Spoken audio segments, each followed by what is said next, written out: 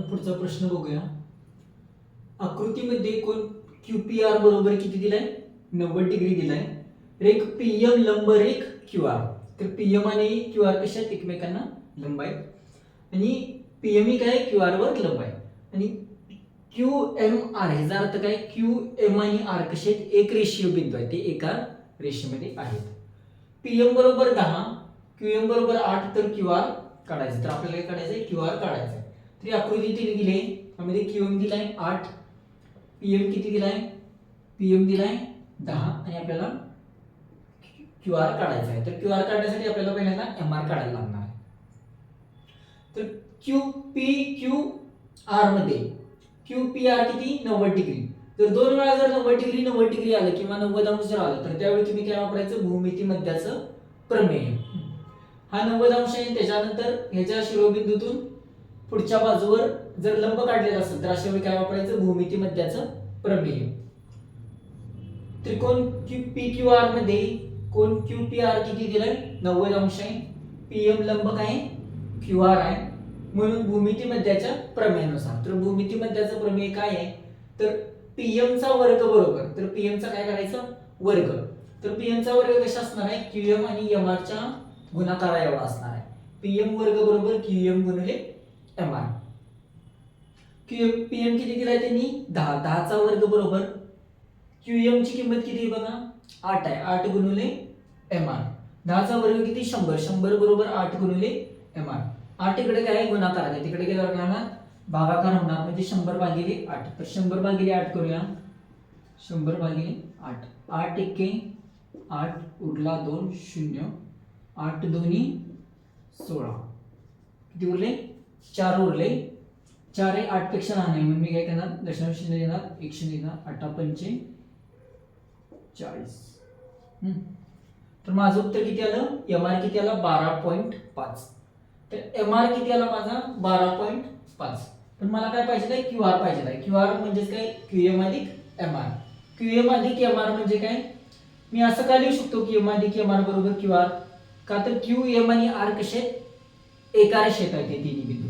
मग QM किती दिलाय त्यांनी 8 दिलाय MR आहे 12.5 यांची बेरीज किती येणार आहे 12.5 अधिक 8 म्हणजे किती येणार 12.5 अधिक 8. 8 म्हणजेच मी 8.0 लिहू शकतो 5 8 आणि 2 शून्य अधिक 20.5. तर माझं उत्तर किती आलं QR चं 20.5. तर इथं हा आपला जो प्रश्न आहे त्याचं उत्तर इथं पूर्ण झालंय. QR किती आला 20.5.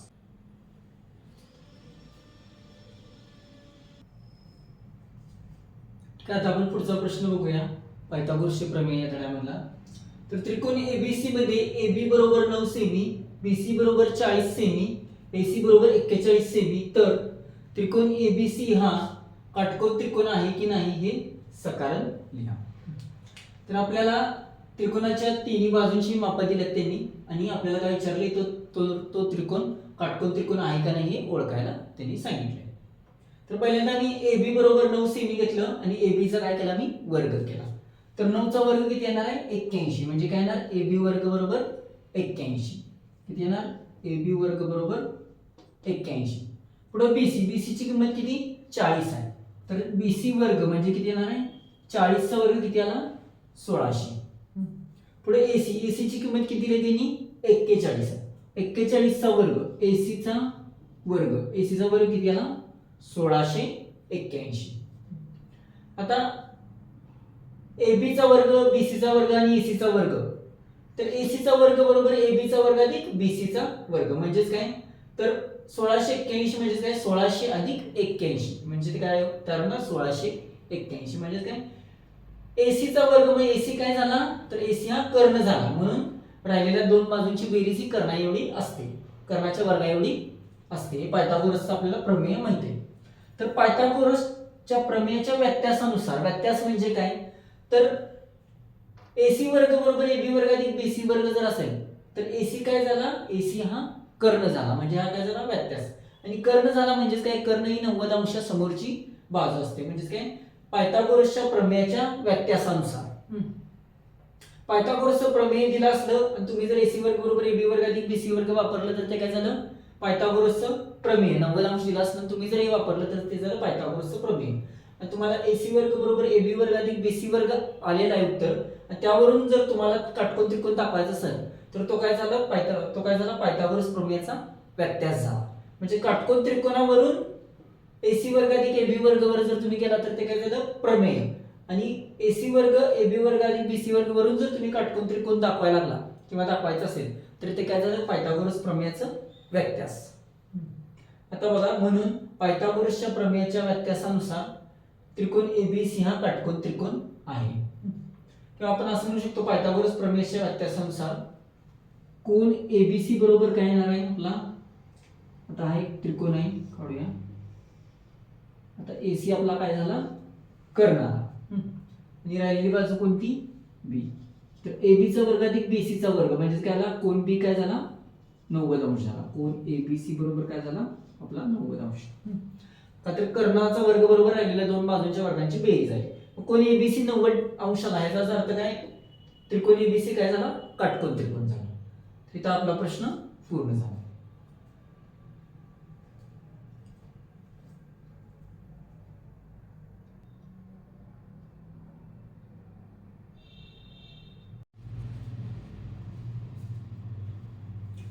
आता आपण पायथागोरस या धड्यामधला पायथागोरसचे प्रमेय या धड्यामधला एक प्रश्न बघूया.